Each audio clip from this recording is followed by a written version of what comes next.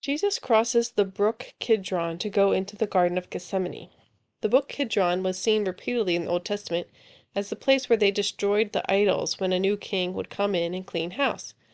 Was Jesus going there to put to death an idol that was trying to tempt Jesus to submit to it? He battles in prayer in that garden, but he prevails. He submits, not to his own will, but to the Father's will, as he always had.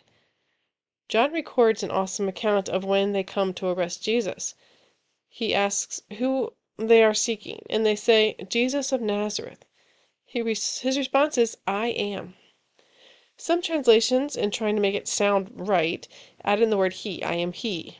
But that's not what he said. He said simply, "I am," in the original Greek. When he says, "I am," they all draw back and fall to the ground. Why? I am is the name of God. It's the name God gives Moses at the burning bush, where Moses stood on holy ground.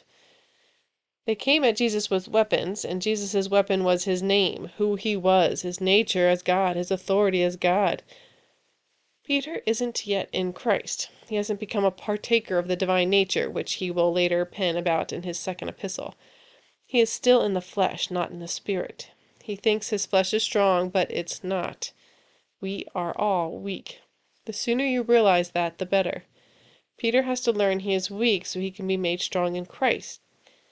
He needed to fail in the flesh so he would understand the church had to be built on the rock of Christ, not the rock of Peter. Everything that happens to a believer works together for our good. Don't allow the world to teach you that trauma has defined you. God created you perfectly and is orchestrating everything for good. God doesn't plot and carry out evil, but he is greater than evil and has overcome it. Don't identify with your trauma. Identify with Jesus, the overcomer.